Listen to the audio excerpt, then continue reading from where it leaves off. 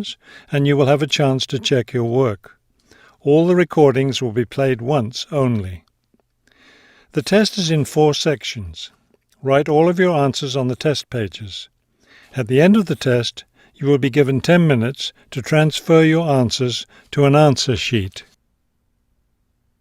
Now turn to Section 1 on page 5.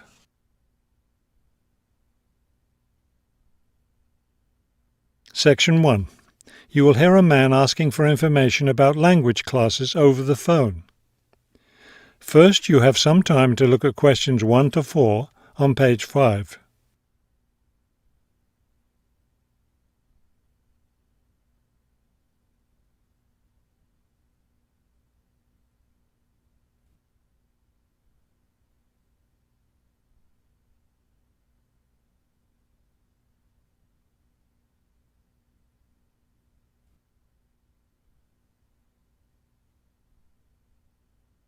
You will see that there is an example that has been done for you. On this occasion only, the conversation relating to this will be played first. Good morning, Globetrotters Language School. How may I help you? Yes, I was wondering if you could give me some information on language classes. The woman answers the phone. Globetrotters Language School. So the word Globetrotters has been written at the top of the form. Now we shall begin. You should answer the questions as you listen, because you will not hear the recording a second time. Listen carefully and answer questions 1 to 4. Good morning, Globetrotters Language School. How may I help you? Yes, I was wondering if you could give me some information on language classes. Certainly. What language are you interested in studying? Well, that's the thing. I'm interested in learning Japanese, but I'd also like to improve my Chinese. I don't know which to study right now. Maybe the class schedule will help you decide. Did you want to study in the morning, afternoon, or evening? I work in the evenings, so mornings or afternoons would be best. Then that decides it for you. We offer an advanced Chinese class, but it meets on Wednesday and Friday evenings. I couldn't do that. When do the Japanese classes meet? We have beginning Japanese on Tuesday and Thursday mornings. No, wait, that's intermediate Japanese. Which level do you want? Advanced? No, beginning, definitely. I know some Chinese and some French, but I'm a real beginner with Japanese. Well then, are you free Monday, Wednesday and Friday mornings? That's when the beginning Japanese classes meet. We also have intermediate French on Friday mornings. I could do those mornings, but I'd prefer afternoon. Don't you have anything in the afternoon? We have intermediate Japanese class on Wednesday and Friday afternoons. I really need a beginner class, so I'll take the morning Japanese class. Could you give me an idea of the cost? What would be the tuition for the Japanese class? Before you hear the rest of the conversation, you have some time to look at questions 5 to 10 on page 5.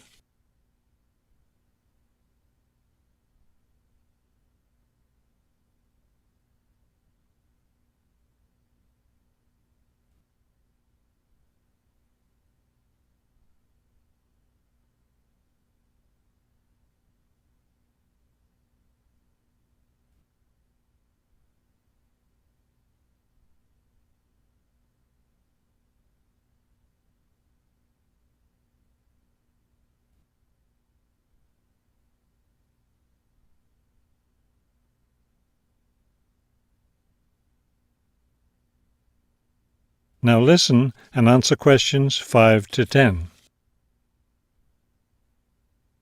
The beginning level classes meet 3 times a week, so they cost a bit more than the other levels. For a 6-week course, the cost would be $575. That's a bit steep. If it's hard for you to pay that much, you could sign up for just 4 weeks of class and pay $410, or you could pay for 1 week at a time at $125 a week. That comes out to be much more expensive once you add up all the weeks. That's true. You can save money by registering for 2 levels together. For example, pay for your beginning and intermediate classes now, and you'll get 12 weeks of class for just $1,050. That's not a bad deal, but I can't come up with that much money at once. I'll just pay for the 6-week course. Fine. That class begins next week, so you need to register right away.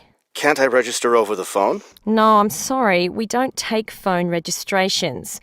What you'll need to do is visit the school office today or tomorrow. Bring a cheque for the tuition and a photo ID. Is that all? Yes, we'll give you a registration form to complete, or you can save time by visiting our website and downloading the form there. Complete it and bring it into the office with your cheque. Great. I'll stop by this afternoon. Fine. When you arrive, ask for Mr. Lindsay.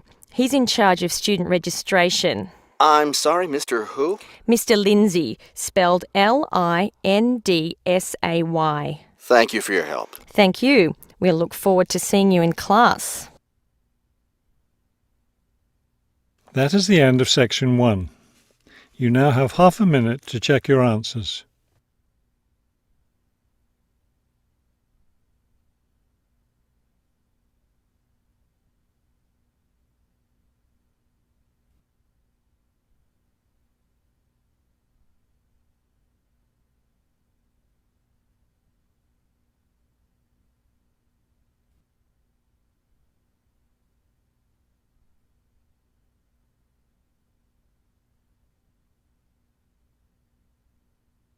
Now turn to section 2 on page 6.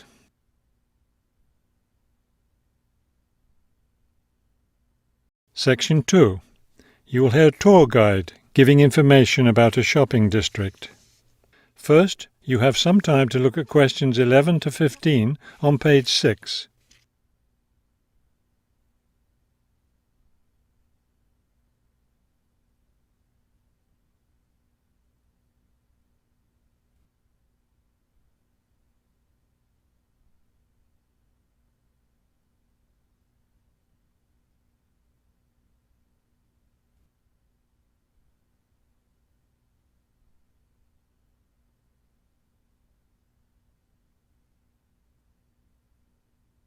As you listen to the first part of the talk, answer questions 11 to 15. This afternoon, we'll visit the city's shopping district. Several blocks in the area are closed to car traffic, and I know you'll enjoy walking around there. I'd like to give you an overview of the district now, since you'll be on your own once we get there. You'll see on this map here that the shopping district consists of 2 streets, Pear Street, which runs north and south, and Cherry Street, which crosses Pear Street right here. Let's start our tour here on Pear Street, where the star is. This star marks the Harbor View Bookstore. It's very popular among locals as well as tourists. You can buy a range of books of local interest, as well as a variety of magazines and newspapers. It's directly across the street from the city library, which is also worth a visit. It's in one of the oldest buildings in the city and contains, among other things, an interesting collection of rare books. Now, moving up Pear from the bookstore toward Cherry, the next building on the left is the Pear Cafe. You'll notice it's right on the corner of Pear and Cherry Streets. It's a great place to relax while enjoying a delicious cup of coffee or tea. You can talk with friends or read quietly. They have a variety of books and magazines available.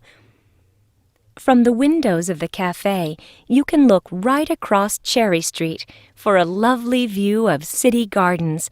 It's a rather small garden, but it contains a variety of exotic plants and flowers. Let's leave the cafe and cross Pear Street. On the opposite corner, we're at Caldwell's Clothing Store, which you might also want to visit. They sell both men's and women's fashions from countries around the world. Continuing down Cherry Street, The next building on the right, after Caldwell's, is the souvenir shop. Stop in here to get maps and books about the local area, as well as T-shirts and postcards with pictures of the city. Now, we cross Cherry Street and we're at the Art Gallery, one building down from the corner. Here you can see, and of course purchase, many fine paintings and sculptures by local artists. Let's keep going down Cherry Street toward the harbor. On the left, right after the gallery, is Harbor Park. It's a lovely place, and it's certainly worth spending some time there. Before you hear the rest of the talk, you have some time to look at questions 16 to 20 on page 7.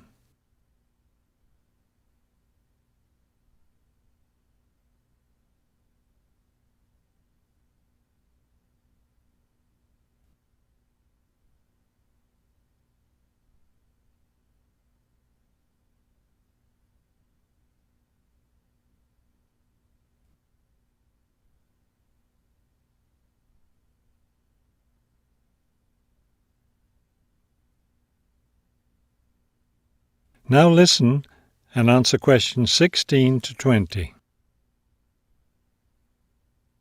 Harbor Park was built on land donated to the city by Captain Jones, a lifelong resident of this city.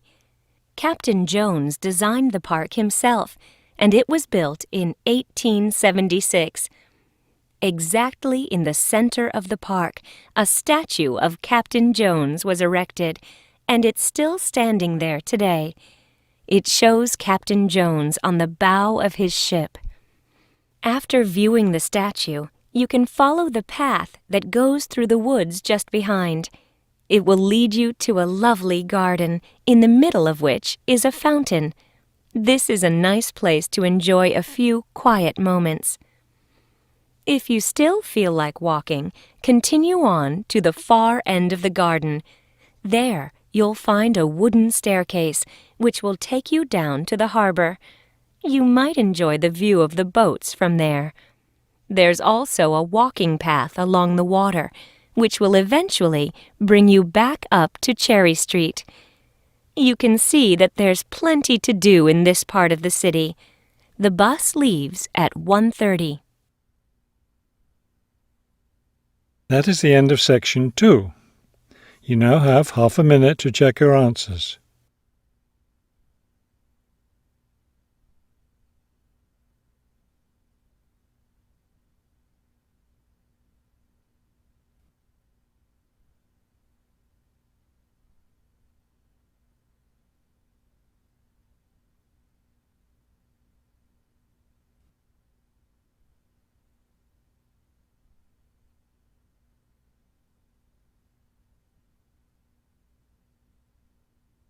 Now turn to section 3 on page 7.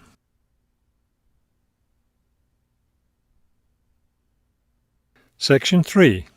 You will hear a conversation between a university student and a librarian about using the city archives.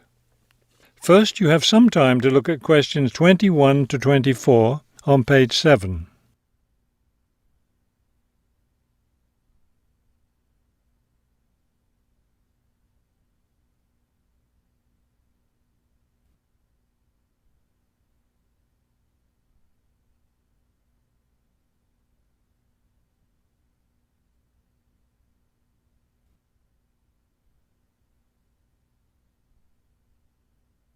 As you listen to the first part of the conversation, answer questions 21 to 24. Hello. I was wondering if you could give me some information about using the archives? I'd be happy to. Are you a resident of the city? Actually, I live just outside the city, but I study at the university downtown. That's fine. All you need to do is show your university identification card, and you can use the archives at no charge, as long as your ID card is current, of course. Yes, it's valid. So I don't have to pay anything? No, city residents pay an annual fee, but students can use the archives for free. Everyone else needs to get special permission from the director. but that doesn't apply to you, of course. Oh, good. I was also wondering about the schedule. I have classes every day, Monday through Friday, and I also have a part-time job, so I could really only use the archives on weekends. That's not a problem at all. We're open all weekend. Actually, the only day we're closed is Monday, so you can come any day, Tuesday through Sunday. Are you open in the evenings? Yes, we're open from 9:30 in the morning until 8:30 in the evening. That will fit my schedule well. Before you hear the rest of the conversation, you have some time to look at questions 25 to 30 on page 8.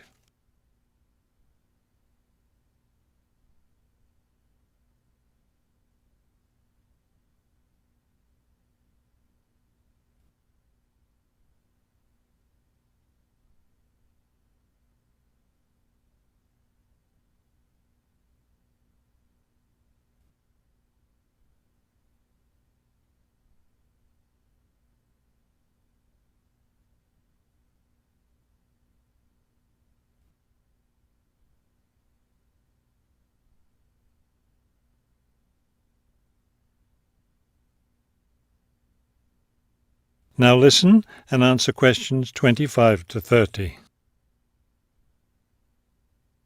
Is there something else I can help you with? Yes. One thing I'll be needing to see for one of my class projects is old photographs. Do you have photographs of the city in the 19th century that I could look at? Yes, we store all the photographs in the basement. Those stairs over there will take you down to the photography collection. Just tell the librarian there what you're interested in, and he'll help you. Those would be 19th century photographs? Yes, the entire collection is there. Now, if you're interested in seeing documents from the 19th century, those are right here on the ground floor. I would like to see some of those documents. Does that collection include newspapers too?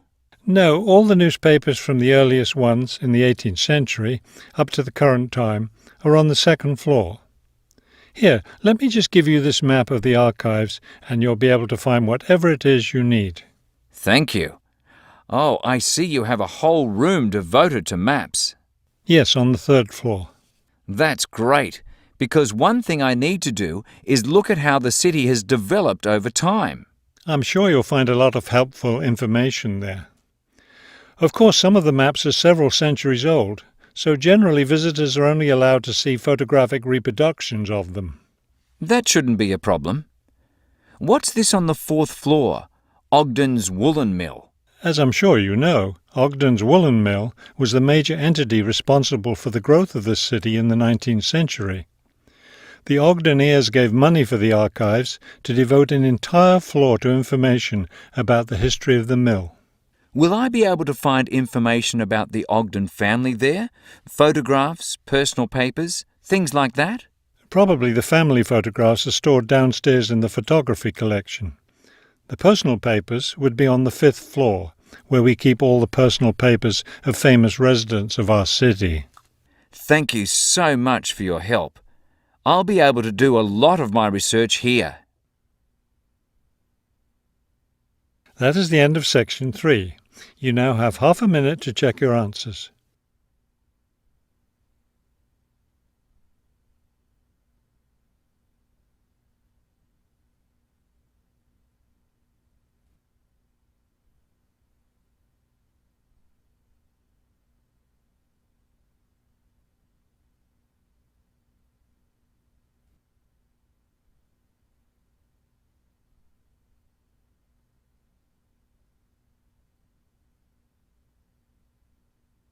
Now turn to section 4 on page 8.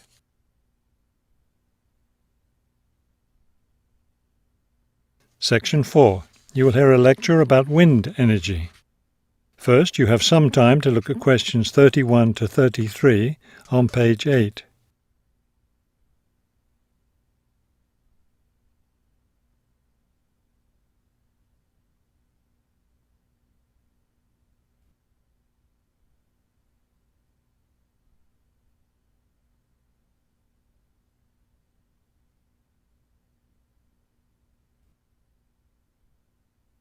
Now listen carefully and answer questions 31 to 33. With the rising cost of fossil fuels, there's a great deal of interest these days in developing alternative sources of energy. Today, I'd like to talk about one of these: wind power. In the past couple of decades, there's been an upsurge of interest in using the wind as a source of energy, but the idea isn't new at all. People have been harnessing the power of the wind for centuries, ever since ancient peoples first used sailboats. In ancient China, farmers used a rudimentary sort of windmill to pump water. Wind power was used in other parts of the ancient world as well. In Persia, for example, farmers used wind-powered mills to grind their grain. During the Middle Ages, in the Netherlands, people went back to the ancient idea of using the power of the wind to move water. They used windmills to drain lakes, thereby creating more land for farming. Before you hear the rest of the talk, you have some time to look at questions 34 to 40 on page 9.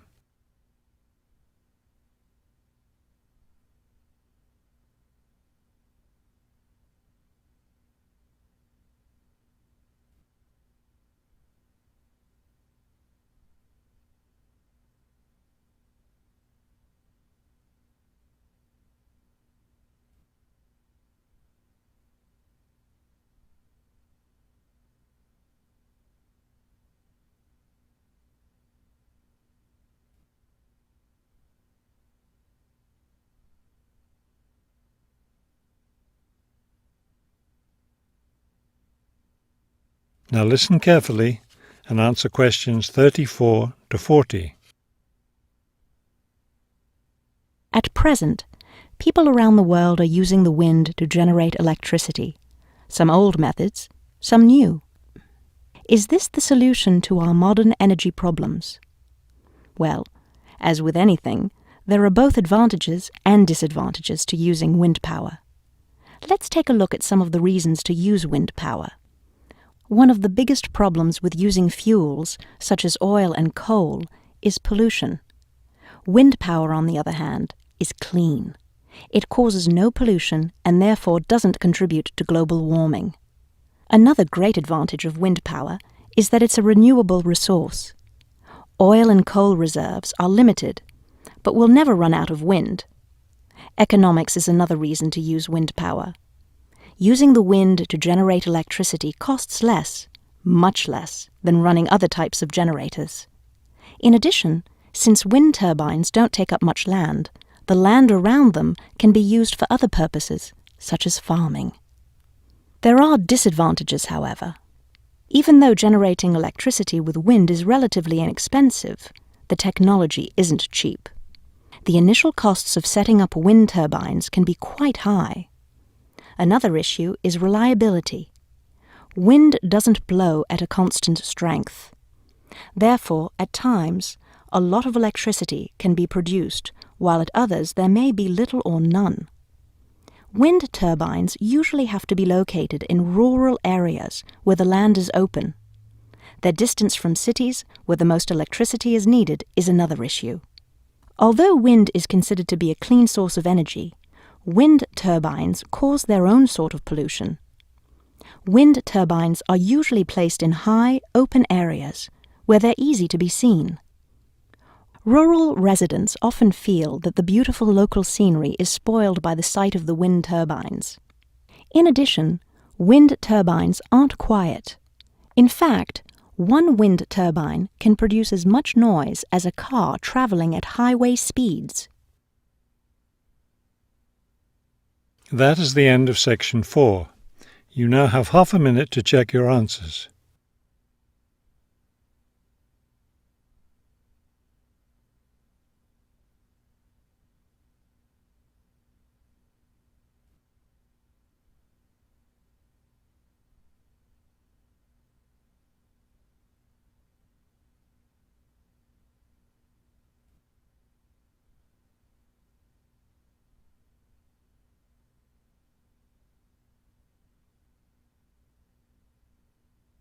You will now have 10 minutes to transfer your answers to the listening